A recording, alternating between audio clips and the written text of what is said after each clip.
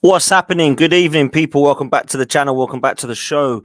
If you haven't done so already, please make sure you check out earlier stream about Lavia. Obviously, you know my boy Liam from Southampton. He came on and we discussed all things about Romeo Lavia and why it would be a good or a bad signing, or why, in his case, he, in his own words, could be the next Rodri. Wow. Absolutely huge statement. Some would say a mad take, some would say a fair take. This kid has been sensational, to be fair. And at 19 years old, there's quite a few people that would take this lad. There's Chelsea interested, Arsenal interested, Liverpool interested. And to be fair, I think Man City, although have a clause next summer, might even sniff around in themselves. So this is going to be a real good deal to see where he goes. Lavia, for me, I think he'd do a great job at Arsenal. He's not my number one. He never was. And when I did the Talking Transfer show at AFTV, I actually crossed him because I wanted Rice and Caicedo, and I still stand by that. Looks like the Caicedo deal may have ship have sailed. Is probably going to end up at Chelsea, and it wouldn't surprise me if Chelsea bid for both Caicedo and Lavia. They're going to do a mad one, people. They are going to do a mad one. Before we go any further, I want to say a huge thank you to everybody, and that's everybody who's been a part of this show, everybody that's watched this show, everybody that's subscribed, everybody that's listened, everybody that's liked, everybody that's supported what I've been doing for this last year. To hit 10K last night was something I did not expect. My target was to try and reach 5K by the end of the season. To double that is just phenomenal. So I want to say a huge thank you to everybody. Make sure you get your questions in. Make sure you get your super chats in. There is a poll as well talking about Arsenal replacing both Xhaka and Partey. There's a lot of discussion about this. Should Arsenal do that? Should Arsenal try to replace them with both? Should Arsenal try to sell one? Should Arsenal sell neither? Shall we just keep the squad depth? If I had my way and both players were happy to stay at Arsenal, I'd be absolutely fine with that, adding Rice and one more to what is already a very strong midfield. And it's fine for me to keep the Jorginhos and El Nenis if you really want to as backup. But for me, I think we need four in there that are going to be pretty similar in terms of lack of drop-off. So let's make sure that we can get the business done early. Make sure you get involved on that poll. Make sure you put your questions in. When you put a question, please use a queue. It's so much easier for me. Or whack a super chat in, because I always appreciate those, and they go straight to the front of the queue. And you won't need to put a queue because I'll see them and they'll star automatically if you fancy your question getting in first. Let's talk Arsenal midfield, shall we? Because that's what we're talking about today. Granit Xhaka, there's nowhere else to start. We believe that Bayern Leverkusen have agreed a fee with Granit Xhaka and Arsenal, and it is rumoured to be around about 25 million euros, which is around 21.5 million pounds. Now, we bought Granit Xhaka when he was 24 years old for 34 million from Mönchengladbach. He's had 7 years at Arsenal now and is 30 years old. I am not naive enough to expect Arsenal to make 35 million pounds back on Granit Xhaka at the age of 30. But all I will say about what Granit Xhaka is about is he's a player that never gets injured. He's a player that gives 110%. He's clearly got some leadership qualities. But I must say, this is still not a lot of money.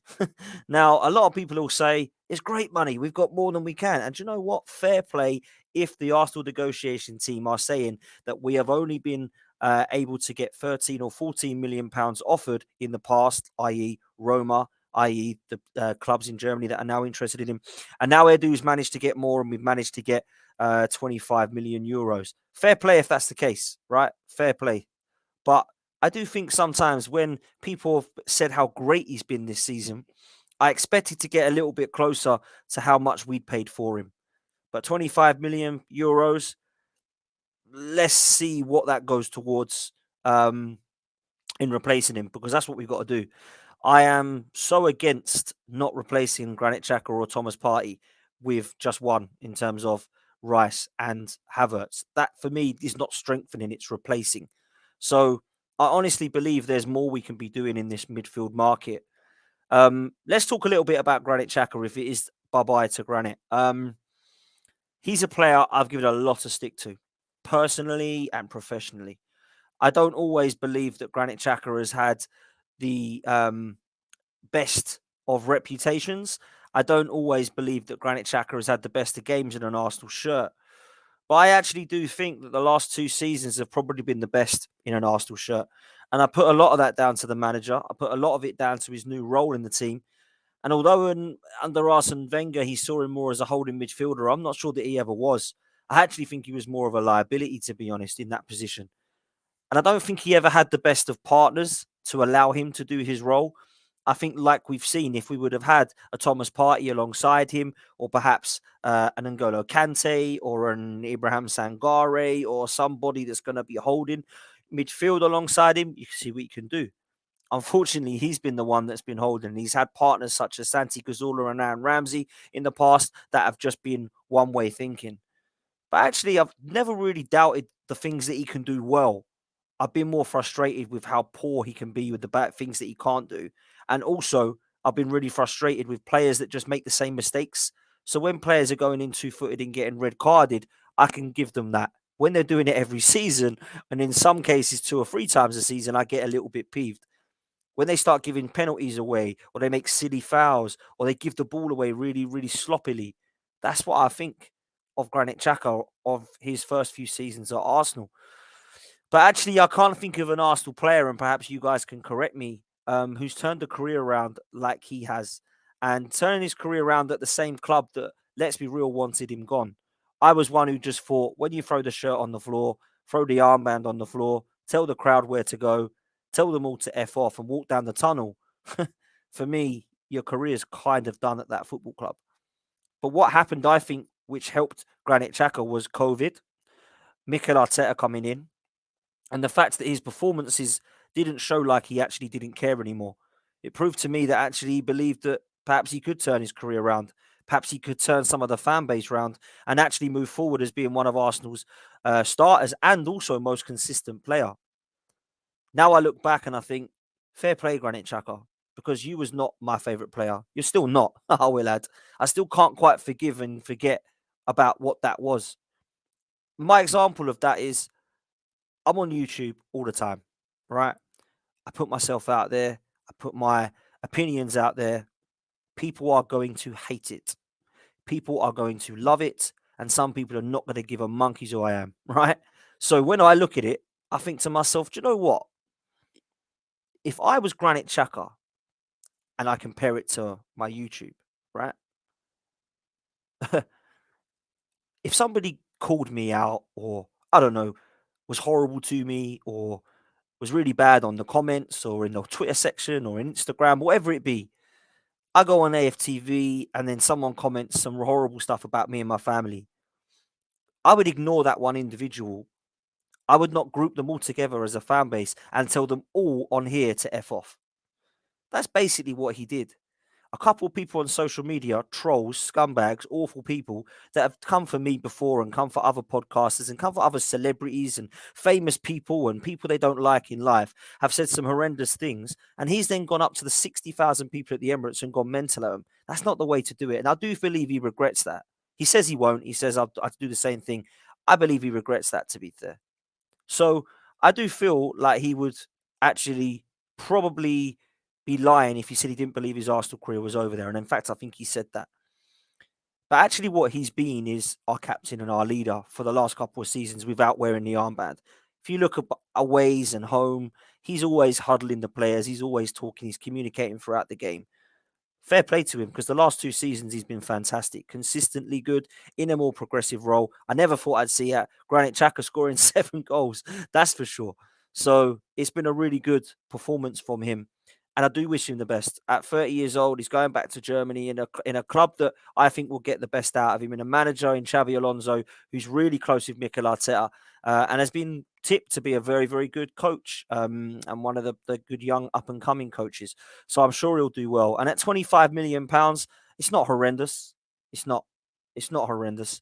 But I do believe sometimes maybe I'm a bit greedy, but I thought we could have got a little bit more. So that's Granit Xhaka. Who are we replacing him with? Well, it doesn't look like it's going to be Caicedo, that's for sure. It looks like Moses Caicedo is probably either going to be looking at Chelsea or elsewhere because I've seen no rumours of Arsenal going in for Moises Caicedo, even though I believed that this was a deal we could have easily got done. However, there is a lot of rumours and a lot of reports suggesting that we're on high alert to Real Madrid defensive midfield Tchoumeni. Now, I do not see this one happening. Sorry to burst your excitement bubble, but Arsenal think they can get a deal done from what we're reading. Now, a lot of people are suggesting that there might be a loan with an obligation to buy. I'd be absolutely stunned if Real Madrid I want to be I wanted him to be loaning this guy out. I think that would be absolute madness and crazy. Um, but I do think that there's potential for somebody to leave Real Madrid. Now, they've just signed Jude Bellingham. They need to make some money. A lot of people are saying they're in trouble with financial fair play, like everybody is. So they need to sell players or a couple of players. Bellingham's going to be there. He's definitely not going. Valverde, I don't believe, will be going. Modric and Cruz have extended, and they're not going to get much money for those if they were to sell them because of their age. So they'll both be staying. It looks like Camavinga also will be staying. So if there is one to be going, they're saying it's going to be Tchoumeni. Now, he's 23 years old, I believe. He's in the France team. He scored that wonder goal, didn't he, in the World Cup against England, which saw us in the end lose on penalties. He's a player that I really like. A lot of people have likened him to the mould of Kante. I kind of get that in terms of the position he plays. I think he's a little bit different. I think he's actually got a little bit more presence and physical attributes than Kante, although he's probably one of my favourite Premier League players that hasn't played for Arsenal, Kante, over the years. I think he's wonderful. But I must say, I'd be very surprised if Real Madrid want to sell him. Now, I spoke to a couple of players yesterday and today. A couple of my friends yesterday and today who said, "Would he want to go Arsenal from Real Madrid?" And the answer to that is it very much depends on his mentality and his understanding, and also the relationship and communication he's had with Carlo Ancelotti in terms of his plans with him.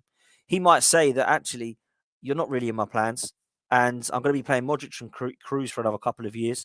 And Bellingham's definitely getting in there, as is Valverde. There's just not a space for you at the moment, but I will need you for rotation. He might say, do you know what? I'm going to go and play for Arsenal then.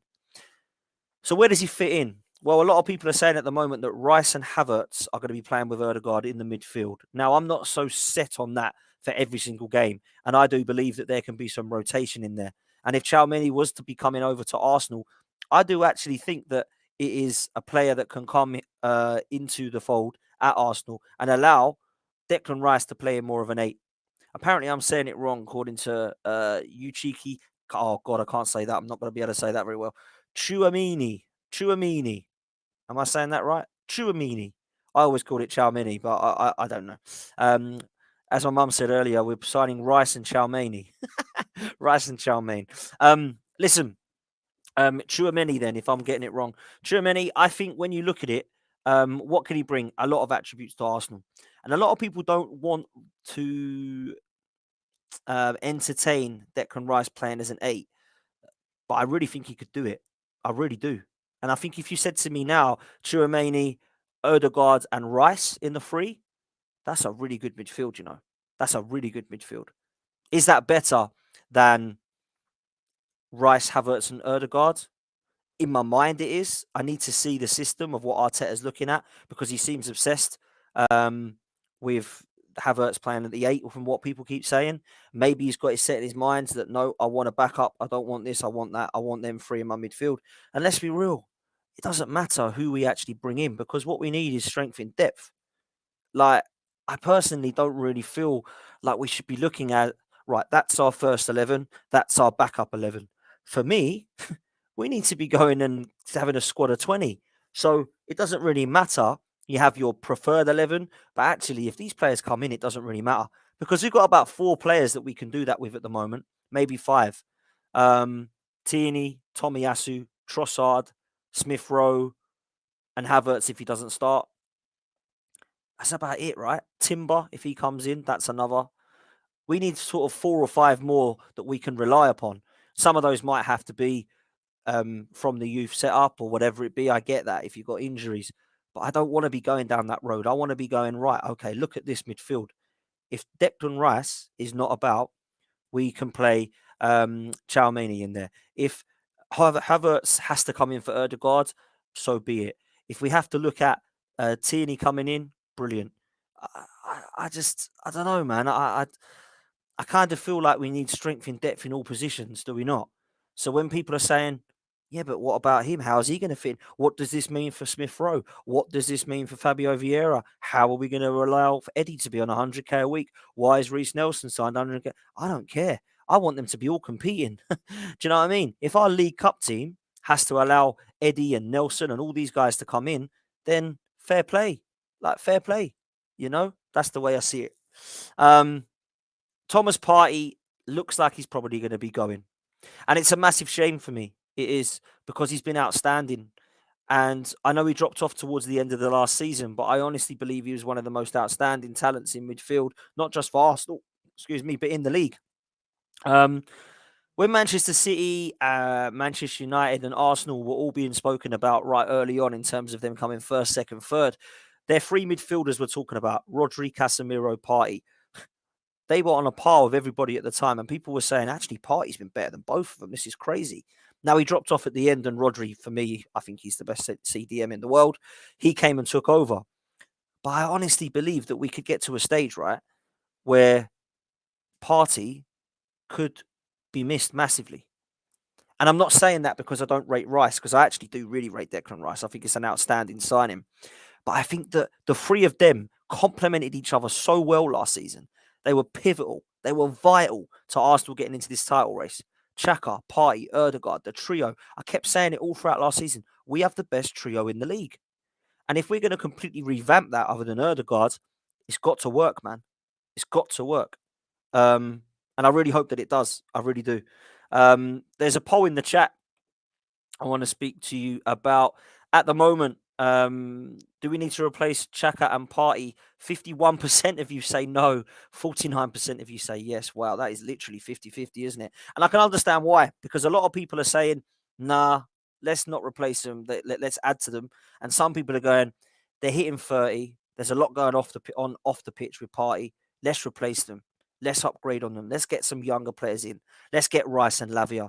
Let's see if Tchoumeni is available. Let's see if we can go and try and do a madness and pluck someone out the air, a De Jong or a Casado or someone like that, to try and upgrade. Let's see if we can do that. I'm of the opinion that we need to be looking towards the future, but we've kind of done that. Let's look about now. I want Arsenal to do in this window what is the best for Arsenal Football Club right now. Not see if we can win it in 5 years' time, or let's just try and not worry about the cups at the moment and see how close we can get to City. We'll win it one day. Let's go and win it now. Let's go and win it now. Guys, there's over 630 of you watching live. That's incredible. Thank you so much for joining me on this evening. I hope you're all well. Please do me a favor. I'd love to try and keep growing the channel. We've hit over 10,000 now. Let's get to our next target, which I'm not going to go say 20. I'm going to say 15. I'm going to say 15 is the next target, and we'll celebrate that one next. Listen, I want to get to that as soon as possible, people. So please click the like, click subscribe, and click the notification bell. And you've got to hit 3 things. It's absolutely free. It doesn't cost a penny. Please, if you do want to join as a member, then you can do. If you do want to put in a super chat, then you can. But I'm not one of these guys who likes to beg for money. I'm more than happy to put this on as free content and allow you to ask some questions. So let's get to them. First question of the night comes in from Wilson, who says, which player do you prefer, Dan? Tchoumeni or Caicedo, and why? I'm going to go for Caicedo purely for the fact that he's younger, I think has a higher ceiling, can play in multiple positions in terms of his versatility, and he's already Premier League proven. He would have been my number one choice for midfield along with Declan Rice. They were the two that I wanted. Now, I'm not going to completely rule them out, but it seems weird to me that nobody's going in for Caicedo. I believe he's already agreed a deal potentially with Chelsea, or has he agreed a deal with us? And we're waiting for get the Rice deal done first, or the Havertz, Rice and Timber deal done first. Who knows? He would be the one that I would go with. But of course, if we don't get him, then Tchoumeni is definitely somebody that I would be interested in Arsenal pursuing. Across the pond sports talk, big up yourself, my friend. It says, if Real Madrid needs some wages gone with Bellingham and maybe Mbappe madness, then salary, then maybe we could get Tchoumeni on loan. They're talking about loaning Tchoumeni. I'll be very surprised. I mean, I really will. If they want him, listen, I'll take him on loan and we'll say we'll give you an obligation of £80 million to buy. That will do, because he's going to be a very, very good player, this guy. I really, really rate him. So that's what I'd be looking to do. But I think they'll want money straight up, if I'm honest, because I think they're struggling with FFP. Big up Wilson again, says, which striker that Arsenal should sign and why, Dan? If I had to pick one that was anybody, I would go with Victor Osimhen. Go break the bank for him. But we need to be aware that we are not made of money and we don't have 800 or 900 million. So I'm looking at the moment, and there's 2 options. The first option is we pay 77 million for Vlahovic, which is a hell of a lot of money. Juventus wants 77 million, and it looks like Chelsea are interested in bidding for him, which I was talking about on my stream earlier. And the other option is this. We say to Brentford, here's Eddie Nketiah and £35 million. You can have Eddie now. We'll take Ivan Toney from you in January. That's what I would look to do. Now, Mikel Arteta will not want Ivan Toney because he does not want all that stuff off the field, I can imagine, right? But he is the only striker that I can imagine out there right now that I look at to think, yeah, do you know what? Actually, you're an all-round centre forward that I really like. And other than Harry Kane, you're the top scorer. So for me, I have to look at that as an option. And would that be a better option? Would that be a better option than Vlahovic at 77 million? It would be less of a risk for sure. There's no doubt in my mind that actually Vlahovic is a good player, but I just think it would be less, if I'm honest, for him. Let's get the next question in from Tony Fulbrook, who says, Dan, let's be honest, he had one good season. I think he's talking about Granit Xhaka. Big up, Tony. Listen, yeah, he did. He had a really good season this season. Season before last, he was good as well. But other than that, in my opinion, pretty poor and a player I wanted to get rid of. I get that. But I think the way it ended proved that he actually could do a job for Arsenal. So I think now there's definitely a case to be spoken about, at least, whereas before I think everybody would have got rid of him. Jashar, big up yourself, one of our members. Thank you so much. If you do want to join as a member as well, then you can do in the link below. Make sure you like and subscribe, and you can join as a member as well. Okay, Jashar says, Dan, what would you do with Jorginho, Lokonga, El Neni? Personally, I think they all need replacing. Okay, this is an interesting one, Jashar, and I'll tell you what I would do. If Xhaka's going and Partey's going, we need two midfielders coming in my opinion, as well as Declan Rice. Whether that's Lavia and Tchoumeni, whether that's Sangare and Lavia, whatever it be, we need two coming in, right? That's what I would do there. Jorginho, I think, will be kept, and I don't mind that. I don't mind his experience, his leadership qualities around the ground. And if we're hardly going to really use him and he's just there for experience, that's fine by me, right? Sambi Lokonga needs to be sold, and it needs to be a sold, not a loan. And I think that Burnley are interested because Vincent Kompany rates him. That's fine by me. I would do, maybe if they don't want to buy him straight off, maybe a loan and then buy it at 10 million. If you want him, 12 million, something like that. We're not going to get much more than him. I think we paid 17 million or something like that. We've lost out a couple million there. He's not going to be worth as much as that. He's just been very, very poor, unless he has a blinder at Burnley. El Neni's going to stay. El Neni's a very honest player. He's been at Arsenal for 7 years. Longest serving player now if Granit Xhaka goes. And I don't think he's ever really tried to say that he was a Vieira or a Fabregas. He's always said, I'm a Mohamed El Neni and I'll come in and do a job when I need be. So I imagine that he'll probably stay as well. In terms of replacements, yeah, players that go need to be replaced in midfield. We're already short as it is, so absolutely bang on there, bro. When it comes to next one, which is from Ali D. Ali, how you doing, mate? Says, evening, Dan. Do you think we'll play different systems this season? Arteta mentioned Havertz in midfield. Is he thinking of playing Havertz and Ødegaard front of Rice, especially at home? I think Havertz and Ødegaard in front of Rice is what I believe a lot of people are suggesting Arteta will do. But I'm asking him to ensure that we have other options if need be. And I don't want those options to be Jorginho and El Neni coming in. I would like it to be a Lavia coming in. I would like it to be Tchoumeni coming in, because I believe personally, like if we buy Tchoumeni, right? If we buy Tchoumeni and Lavia and we've got Rice to add to that and then Jorginho, that is an upgrade for me. That is an upgrade because you've got 3 players there instead of the 2 of Rice and Partey. And then you've got Havertz and Ødegaard on top of that, Smith Rowe on top of that as well. That is the strength in depth I'm talking about, Ali. So I'm hoping that's the case. In terms of the different systems you ask, I just don't see it. I think maybe out of possession, we might do something a little different, but I just don't know that will happen. I'm going to try and star some of the everyone's taking the mick out of the way I'm saying Tchoumeni. It's because I'm looking at Tchoumeni. Tchoumeni apparently is the way it is, so I'm gonna have to get used to saying that. Let's start some of these. Just quickly bear with me, guys. Make sure you get your questions in. Put a Q next to them so I can know they're a question. Cool. We're going to do these last 6. Big up, Ronnie, my friend. How are you, mate? I hope you're very well. Says, I'm seeing Tchoumeni on every outlet, so it can't be just gossip. What do you think of this potential signing? Is it a realistic target or another to smoke over not getting another midfielder by the club? I think we'll buy another midfielder. I don't think we are being linked with these midfielders for the sake of it. I think we are linked because we need them, Ron. And I think when you look at it, this would be a fantastic signing. So would Lavia. The good thing is we're not linked. Do you remember in January we were linked with Caicedo, we ended up with Jorginho. We're not doing that this time. Not at the moment anyway. We're not linked with these great players and then all of a sudden Scott McTominay comes through the door. I don't see that happening. I think the crowd would go wild. I think the fans would kick off. So I think that it's going to be a Lavia or Tchouameni, or it's going to be potentially like Caicedo. I really do. I don't think it will be someone that we look at and go, meh. Do you know what I mean? That's my opinion. And that's what I hope anyway. Tony, big up, says Juventus want Partey. What about an exchange for Vlahovic and we give him 40 million? Right. Okay. I'm going to give you 2 options here. This is a really, really good shout. Okay. There's a lot of talk about players that we want and a lot of talk about teams that want our players. If Xhaka is going to Bayern Leverkusen, I would rather pay money and give Xhaka for Moussa Diaby and get him in. Then that's one gone, one position filled. And then we obviously look to fill that position as well. But we've already got a player with it. Now, with Juventus, I'm not so sure that there's one that can come the other way that Arteta wants.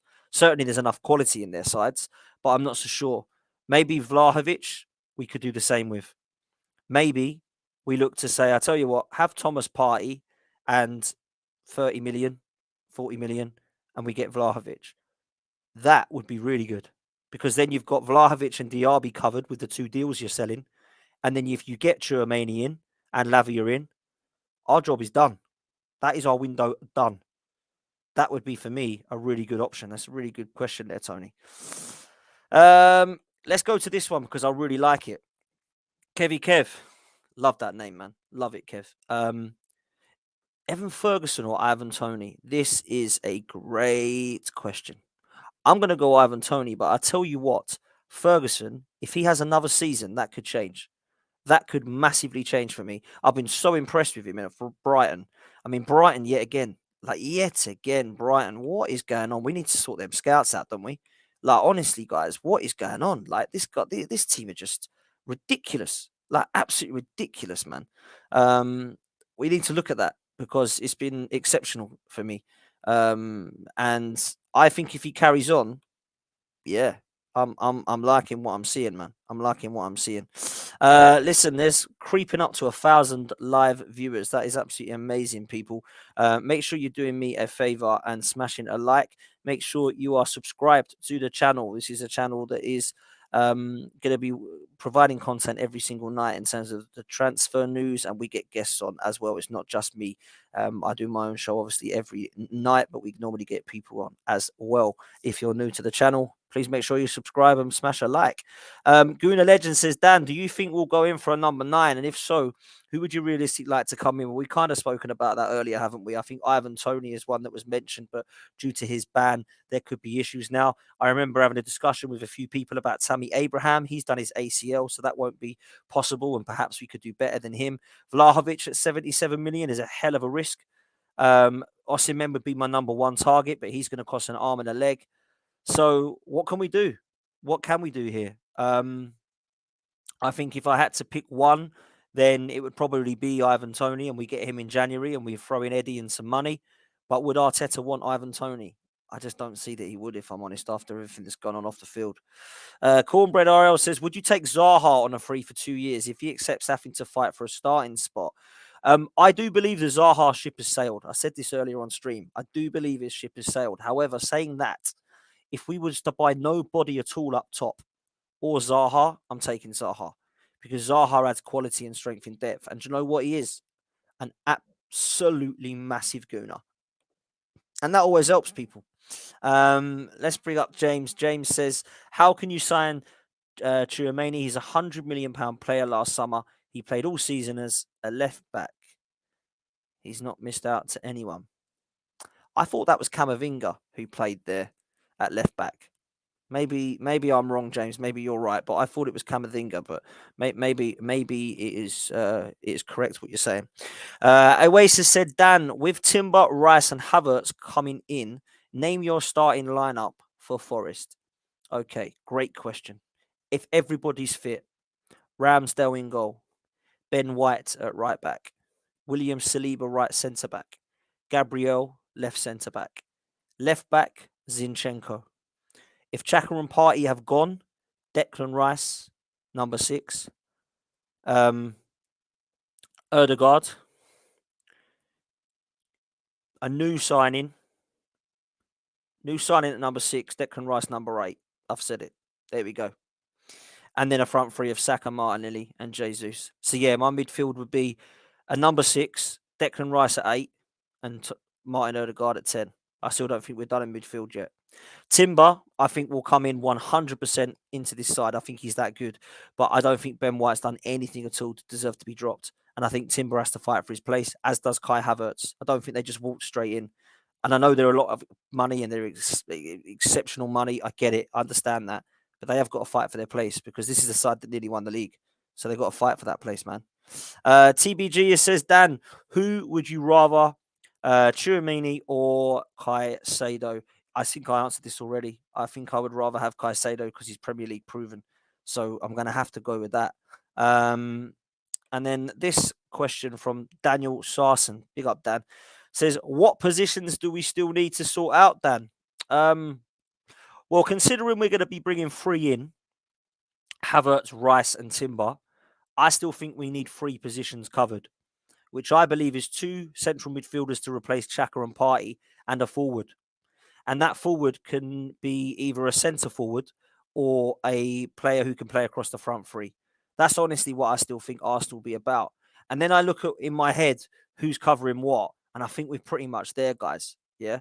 We've got the 2 goalkeepers that Arteta wants. We've got the 2 right backs plus maybe a third right back if he wants it. We've got enough at right centre back cover now with White and Timber. We've definitely got the left centre back cover with Gabriel and Kivior, and at left back Tini and Zinchenko.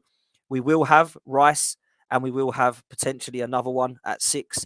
Rice can play 8, and we have another one as cover. And then, of course, we've got Havertz and Erdegaard and Smith Rowe, still Vieira, although I'm not sure of him.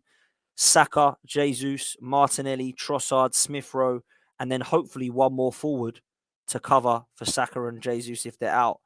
That would be enough for me. That would be enough for us to say, do you know what? We're ready. We're ready now. Bring it on. All 4 competitions. Let's go. Forget about what they're doing with Man City. Forget about what Man City are doing. Concentrate on Arsenal. Yeah? Because every single time I keep hearing, look at what Man City are doing. Look at how Man United haven't done anything yet. Liverpool look like they might be back. Newcastle just signed Tonali. Mate, don't worry. Concentrate on what Arsenal are doing. Yeah? If we concentrate on what we're doing, doesn't matter what everyone else is doing, does it? It matters what Arsenal are doing. So that's the way to see it, man. A lot of people, I wanted to address something, by the way. A lot of people talking about Arsenal being written off. At the moment, I can't call this top 4 this season. I could give it to you if you want, as a guess. I think Liverpool will be back in it, and I'm going to put United to drop out of it because I haven't seen enough from them. They still don't have a forward. That can change overnight. I'm going to wait until that window shuts before I make my predictions because a lot can change. A lot can change. A lot of people are saying that Arsenal will be written off. Listen, I do not think you can write us off after what we saw last season. With a little bit more strength in depth, I think we'll be back up there. Mikel Arteta's got to win a trophy. He just has to win a trophy now. There's none of this, oh, yeah, maybe if we do this and we miss out. If it's Man City, it's all right. If it's not Man City, maybe we can question it. If it is Man City, he's got to win a trophy. He's spending close to £700 million, we believe, in total from his arrival at Arsenal to now. You have to win something, man. You have to. You cannot not do that. I'm going to take this question because it's a question I spoke to with a friend today. Is Pepe worth another go if we buy no one? I'm going to say no, and that's coming from me, a guy who actually believes that perhaps there was a lot of criticism at Pepe's feet, and I felt that maybe at times it was a little bit harsh. He's proven to be right because he's gone over to France and done sweet FA. At Lille, he scored a lot of goals, but we've seen Alex Lacazette and Balogun scoring loads and loads of goals. But actually, when you look at it right now, I'm going to say this. I do not see Pepe in this side because Mikel Arteta does not want him in there. And he's proven in the last couple of seasons that he's just not his guy. He doesn't like his play. He thinks he's just doesn't fit into the system. A lot of the fan base don't like him, think he's lazy, think he's like, all the gear but no idea type thing. Flat as to deceive. All of this stuff about Pepe gets spoken about. I think he's done, man. I think he's done. I just do not see that Pepe has a future at Arsenal. I really don't. And I believe personally we're going to see that. It's probably going to be quite sad actually because I don't think we're going to get any money for Pepe. I actually think we're going to have to get rid of his contract. And there's a few that we do need to get out the door, guys. Let's be real. Yeah, Ronison needs a club. Just get him rid of Cutler get rid of him. Cedric, Cutler get rid of him. Pablo Marie's gone to Monza now. Ainsley Maitland-Niles now gone. We've got centre midfield problems with Lokonga. Let's get rid of him. Pepe, we've mentioned. What are we doing with Eddie and Balogun? Does anyone know? What are we doing with Charlie Patino? Is he going to go out on loan? I hope so. I hope he goes back on loan in England somewhere, but in the Premier League to give him a little bit of roughy-tufty because he looks to me as if he needs a little bit of bulking up. So maybe a loan stint at Palace or Wolves or one of these physical sides, Brentford, would do him good. Let's go and do it. Let's go and see what that's about. So there's a lot of outgoing still. And we're not going to make much money from that, guys. Nuno Tavares is another one. Yeah. A lot of people saying that West Ham want him. I don't want to do business with West Ham again. So, yeah, for me, there's a lot of outgoings to be done. We're not going to make a hell of a lot of money. We're probably going to make between 100 million to 130, 140 million tops. And that's if we get the sales of Xhaka and Partey on top of the ones I've just mentioned, which will probably get a few million here and there for. But that 150 million can be spent, right, on the players we need. So I was speaking to a friend of mine the other day who believes we're going to spend 400 billion this summer, right? That's what he thinks it'll be. But it will only be 250 net because we'll make the 150 back. And I kind of thought, actually, maybe that's not unrealistic for a side that at the moment needs to go and win now. So we'll see what we're about, won't we? We'll see how serious we are. We'll see if we actually are a club that can go and win something. Like, let's go and do that. Last couple of the night, what do we do about the Balogun situation? Now, Balogun scored a lot of goals in France, but we got rid of Alex Lacazette last season, and he scored more than Balogun this season just gone. So let's not get too carried away and excited about the fact that a young, promising player like Balogun, who I believe he is, scored that amount of goals in the French league because it is not a very competitive league. Someone was telling me that even Belgium has overtaken them now. It's absolutely crazy. So listen, it could be that he comes and absolutely kills it and does a William Saliba. I just don't think that's going to happen, if I'm honest with you. I really don't. And I like Balogun and I want him to. I'd love him nothing more than him to come and score 30 goals for Arsenal. But I need to be realistic. And I'm not so sure that Eddie and Balogun are going to be that guy that steps up at the Bernabeu and says, don't worry, Jesus, I know you're injured. I've got you. I'm going to score 2 or 3 here. I don't see that happening. I really don't. If we get an offer between 35 million and 45 million, I'd take it for Balogun. I would. And I'd put it towards another centre forward. Because that plus Eddie gets you Ivan Toney. And I would actually say that it doesn't matter if we sell 2 and only buy 1. Because we've got Jesus and Trossard that can play there. And obviously then we get somebody else in. Like Ivan Toney or Vlahovic or whoever you want to say. So let's see where we go from there. Let's see. Guys, there is over 1,000 of you watching. That is absolutely insane. Thank you so much, first of all, last night for allowing us the channel to get to 10K. We're well over that now. Please make sure you do me a favor. Subscribe. I'm going to be with you every night. Every day you're going to see more guests on here. There's going to be a show with myself every night, but also before that, we'll probably try and do one before that each night as well with guests. Tomorrow evening, I've got Toss in with me. We're going to be talking all things transfer news. Might see if we can get his brother Tobes on, who you all know as well. So we'll see if we can sit and chat there as well. Talk all things football, talk all things transfers. What do we think? Granit Xhaka leaving. Tchoumeni is being on the radar, so to speak. Let's have a look at the poll. Wow, guys, we are at 50-50. Should we sell Xhaka and Partey? We're at 50-50. That means none of you have a clue, do you? You don't know what to do. You don't know if to sell them or not. But I must say, it's a very, very tough one. Make sure you do us a favor. I need you all to like this stream. Please, please, please. It's massively important, especially this time of the year around when everyone's saturated with videos. It really helps the channel. It really helps myself. So please make sure that you do that. And please make sure that you subscribe to the channel because, of course, we're at 10. Our next target is 15. So please, please, please make sure you can help us with that. A lot of people in the chat congratulating us on 10K. Thank you so much, man. It means the absolute world. I never expected to get to that this quick. So thank you so much. I really appreciate that.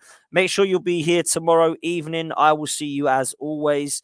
I will be back tomorrow. Until then, take care of yourselves and each other. And of course, up the Arsenal. Take care, people.